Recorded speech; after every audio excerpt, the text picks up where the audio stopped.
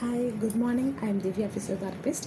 இன்றைக்கி நம்ம என்ன பார்க்க போகிறோம் அப்படின்னு பார்த்தீங்க அப்படின்னா, இன்றைக்கி நம்ம பார்க்க போகிற டாபிக் நேம் ஸ்டெர்னோக்ளிடோமாஸ்டைல் ஸ்ட்ரெயின். அதான் நம்ம பார்க்க போகிறோம், சரிங்களா? ஸோ ஸ்ட்ரெயின் இதை தான் நம்ம இன்றைக்கி முழுசாக பார்க்க போகிறோம். அதாவது ஒன்றுமே இல்லை, நார்மலாக பார்த்தீங்க அப்படின்னா நிறைய பேர் சொல்லுவாங்கல்ல, ஒரே பக்கமாக தூங்கினேன், கழுத்து சுளுக்கிக்கிச்சு அப்படின்னு சொல்லுவாங்க. ஸோ அந்த கழுத்து சுளுக்கிக்கிச்சு அப்படின்னு சொல்கிறீங்களே, ஸோ அதை பற்றி தான் நம்ம இன்றைக்கி பார்க்க போகிறோம், சரிங்களா? ஸோ கழுத்து சுளுக்கிச்சுன்னு ஏன் சொல்கிறாங்க, அது என்ன ரீசன், எந்த மசில் அஃபெக்ட் ஆனால் நம்ம அந்த மாதிரி சொல்கிறாங்க அப்படின்னு பார்த்தீங்க அப்படின்னா, மெயினாக பார்த்தீங்கன்னா இப்படி திரும்பினா இந்த சைடில் ஒரு மசில் தெரியும் பாருங்கள், இங்கேருந்து வரும், தெரியுதா? இங்கேருந்து ஸ்டார்ட் ஆகிட்டு இங்கே கனெக்ட் ஆகும். நல்லா பாருங்கள், இங்கே ஸ்டார்ட் ஆகிட்டு இங்கே வரும், ஓகேவா? அதே மாதிரி நமக்கு இந்த பக்கமும் இருக்கும், இங்கே ஸ்டார்ட் ஆகிட்டு இங்கே முடியும், தெரியுதா? இந்த மசிலுக்கு நேம் தான் ஸ்டெர்னோக்ளிடோமாஸ்டைல் மசில் அப்படின்னு சொல்லுவாங்க. ஸோ இந்த மசில் என்ன டேமேஜ் ஆகுது, இன்ஜுரி ஆகுதுன்னு நம்ம அதை தான் என்ன சொல்கிறாங்க, கழுத்து சுளுக்கிச்சு அப்படின்னு சொல்லுவாங்க, சரியா? ஸோ கழுத்து சுளுக்கிச்சு அப்படின்னு சொல்கிறதுக்கு என்ன ரீசன் அப்படின்னு பார்த்தீங்கன்னா, ஒரே சைடாக படுத்துருவாங்க, நைட்டு ஃபுல்லாக ஒரே பக்கமாக படுத்துட்டேன் அப்படின்னு சொல்லுவாங்க. ஸோ ஒன் சைடாகவே ஃபுல்லாக படுத்துட்டு இருந்தாங்கன்னா அந்த இடம் என்ன ஆகுது, ரொம்ப ஸ்ட்ரெயின் ஆகுது, ஓகேவா? ஸோ ஒர்க் ஃபுல் வெயிட்டுமே நமக்கு ஒரே சைடு மசிலை நம்ம கொடுக்கறதுனால என்ன ஆகுது அப்படின்னா, அந்த மசில் அதனோட வெயிட் பேலன்ஸ் பண்ண முடியாமல் மசில் ஸ்ட்ரெயின் ஆக ஆரம்பிச்சிடுது, சரிங்களா? ஸோ அதே மாதிரி இந்த சைடு படுத்துட்டேன் அப்படின்னா, இந்த சைடில் நான் ஒன் சைடாகவே ரொம்ப நேரம் படுத்துட்ருக்கேன், நைட்டு ஃபுல்லாக ஒரே பக்கமாக படுத்துட்ருக்கேன் அப்படின்னா, ஸோ இந்த மசிலும் ஸ்ட்ரெயின் ஆகிடும். மறுநாள் காலையில் தூங்கி ஏஞ்சிருப்பீங்க, காலையில் தூங்கி ஏஞ்சதும் பார்த்தீங்க அப்படின்னா திருப்பவே முடியாது, இப்படி ஸ்டிஃபாக நிற்கிற மாதிரி இருக்கும்.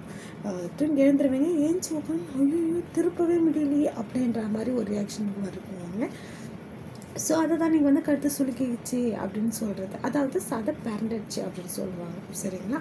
ஸோ சதை பிறண்டுடுச்சு, அது என்ன சதைன்னா இந்த சதையை தான் நம்ம சொல்கிறோம், சரிங்க? ஏன்னா இந்த muscle is very important to side to side நம்ம டேர்ன் பண்ணுறதுக்கு அந்த மசில் ரொம்ப இம்பார்ட்டண்ட், ஓகேவா? ஸோ அந்த மசில் ரொம்ப ஸ்ட்ராங்காக இருக்கிறதுனால தான் நம்மளால் என்ன பண்ண முடியுது, ஈஸியாக டேர்ன் பண்ண முடியுது. ஒருவேளை அந்த மசில் ஸ்ட்ரெயின் ஆகிடுச்சு, ஸோ கழுத்தை சுளுக்கிடுச்சு உங்களுக்கு அப்படின்னா உங்களுக்கு பெயின் ஓவராக இருக்கும்.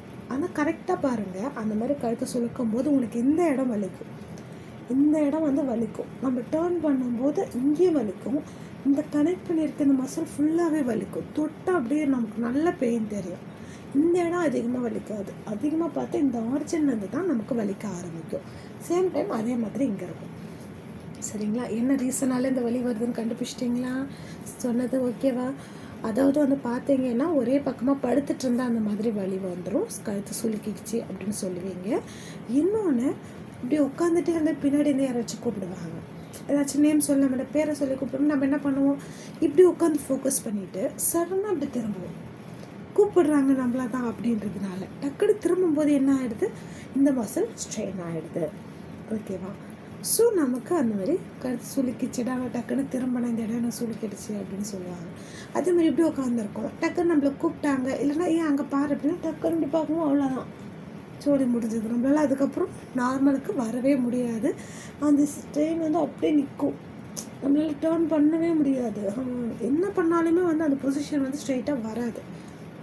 அந்த மசில் என்ன ஆயிடுச்சு, சதை பிறண்டுடுச்சு, திஸ் இஸ் கால் ஸ்ப்ரைன், ஓகேவா? ஸோ இந்த மாதிரி இருக்குது அப்படின்னும் போது என்ன பண்ணுறோம் அப்படின்னு பார்த்தீங்க அப்படின்னா, அதுக்கு என்னென்ன பண்ணலாம் அப்படின்னு நான் சொல்கிறேன், என்னென்ன பண்ணக்கூடாது அப்படின்றத நான் சொல்லிடுறேன், சரிங்களா?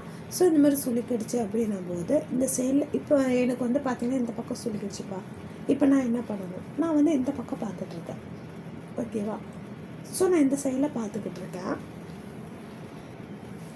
ஓகேவா? இப்போ எனக்கு பார்த்தீங்கன்னா இந்த சைடு எனக்கு சுளுக்கிடுச்சு அப்படின்னா நான் இப்போ என்ன பண்ணுவேன், இந்த சைடு திரும்பிட்டுருக்கேன், என்னால் இப்போ நேராக வர முடியல அப்படின்னும் போது நீங்கள் என்ன பண்ணணும் அப்படின்னு பார்த்தீங்க அப்படின்னா, ஜஸ்ட் இந்த லெஃப்ட் ஹேண்ட் இருக்கு இல்லையா, அதாவது ரைட் சைடில் உங்களுக்கு ஸ்ட்ரெயின் ஆகிடுச்சு, ஸோ இந்த லெஃப்ட் ஹேண்ட் இருக்கு இல்லையா, ஸோ இந்த லெஃப்ட் ஹேண்டை வச்சு நான் என்ன பண்ணுறேன் அப்படின்னு பார்த்தீங்க அப்படின்னா, ஜஸ்ட் இங்கே ஹோல்ட் பண்ணிவிட்டு ஸ்லோவாக மூமெண்ட் கொடுக்குறேன், ஸ்ட்ரைட்டாக வர்றதுக்கு ஸ்லோவாக திருப்புறேன். இல்லை என்னால் முடியல, ரொம்ப பெயின் இருக்குது அப்படின்னா அந்த பெயினை ரெடியூஸ் பண்ணுறதுக்கு ஃபஸ்ட்டு நீங்கள் ஏதாச்சும் ஒரு வழி பண்ணணும்.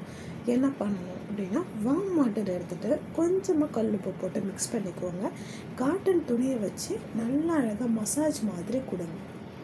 ஓகேவா? இல்லை எனக்கு சுடு தண்ணி கேட்கல அப்படின்னா ஒன்றுமே கவலைப்படாதீங்க, ஐஸ் பேக் வைங்க. ஐஸ் பேக் டைரெக்டாக ஸ்கின்ல வைக்கக்கூடாது, சரிங்களா? இனி ஒரு கிளாத், ஒரு சிங்கிள் ரேப்லையாச்சும் வச்சு நீங்கள் என்ன பண்ணணும், இந்த இடம் ப்ளேஸ் பண்ணி ஃபஸ்ட்டு அந்த பெயினை லைட்டாக குறைக்க ஆரம்பிக்கணும். எப்போவுமே நீங்கள் ஐஸ் பேக் யூஸ் பண்ணுறீங்க, இந்த இடம் நமக்கு தண்ணியாக ஆகிடுச்சுன்னா திரும்ப ஒரு வெட் கிளாத் வச்சு நம்ம என்ன பண்ணிடலாம், ஒயிட் பண்ணி எடுத்துடணும். ஓகேவா? ஸோ எடுத்துகிட்டு அதுக்கப்புறம் என்ன பண்ணணும் அப்படின்னு வந்து பார்த்தீங்க அப்படின்னா, தென் அந்த கொஞ்சம் பெயின் குறைஞ்சிடும். ஸோ அதுக்கப்புறம் திரும்ப நம்ம என்ன பண்ணணும், கையை வச்சு லைட்டாக அப்படி ஸ்ட்ரெயிட்டாக கொண்டு வர ட்ரை பண்ணணும். பட் இதெல்லாம் வந்து அப்போல்லாம் வந்து என்ன பண்ணுவாங்க அப்படின்னா, அந்த மாதிரி கழுத்து சுளிக்கிடுச்சுன்னா இந்த மாதிரி இப்படி ஜடெல்லாம் இருக்கும் இல்லையா, அப்போது ஸ்கூல் டேஸில். ஸோ கழுத்து வலிக்கிறவங்க அந்த 2 சைடு ஜடையை பிடிச்சி டக்குன்னு பண்ணுவாங்க. ஸோ அந்த மாதிரிலாம் ரிஸ்க் எடுக்காதீங்க, ஏன்னா எப்போவும் ஒரே மாதிரி ஸ்கின் இருக்காது. ஸோ நீங்கள் டக்குன்னு இப்படி பண்ணுறீங்கன்னா ஒன்று ரெக்கவர் ஆகவும் வாய்ப்பு இருக்குது, சேம் டைம் பெயின் இன்னும் அதிகமாகவும் ஸ்ட்ரெயின் இன்னும் அதிகமாகிறதுக்கும் சான்சஸ் இருக்குது, சரிங்களா? ஸோ அதனால தான் சொல்கிறேன், இந்த மாதிரி ட்ரை பண்ணாதீங்க, மெதுவாக பண்ணுங்க. இந்த ஆப்போசிட் கையை வச்சுட்டு மெதுவாக ஸ்ட்ரெயிட் பொசிஷன் வந்துடணும். தென் ஆப்போசிட் சைடில் பண்ணும்போது இப்படி அந்த டைமில் உங்களுக்கு இந்த இடம்லாம் ரொம்ப வலி இருக்கும். பட் பெயின் இருந்தாலும் பரவாயில்ல, கொஞ்சம் கொஞ்சம் ட்ரை பண்ணுங்கள். இல்லை தாங்குகிற அளவுக்கு வலி இருந்தால் மட்டும்தான் இதெல்லாம் செய்யணும். இல்லை எனக்கு ரொம்ப ஜாஸ்தி வலி இருக்குது அப்படின்னா நீங்கள் செய்யாதீங்க. டாக்டர் கன்சல்ட் பண்ணிவிட்டு then after you can two the exercise. ஓகேவா? ஸோ ஸ்லோவாக அந்த பெயின் முதல்ல ரெடியூஸ் பண்ணிடணும், அதுக்கப்புறம் நீங்கள் எக்ஸசைஸ் ஸ்டார்ட் பண்ணலாம். டர்ன் பண்ணிவிட்டு நான் ஆல்ரெடி உங்களுக்கு சொல்லி கொடுத்துருப்பேன் பாருங்கள், அதாவது 1 to 20 seconds ஹோல்ட் பண்ணிக்கோங்க. தென் கம் டு ரிலாக்ஸ். திரும்ப அதே மாதிரி மேக்ஸிமம் எந்த சைடு உங்களால் டர்ன் பண்ண முடியலையோ அந்த சைடு தான் நீங்கள் மூவ் பண்ண கொண்டு போகணும். ஓகேவா?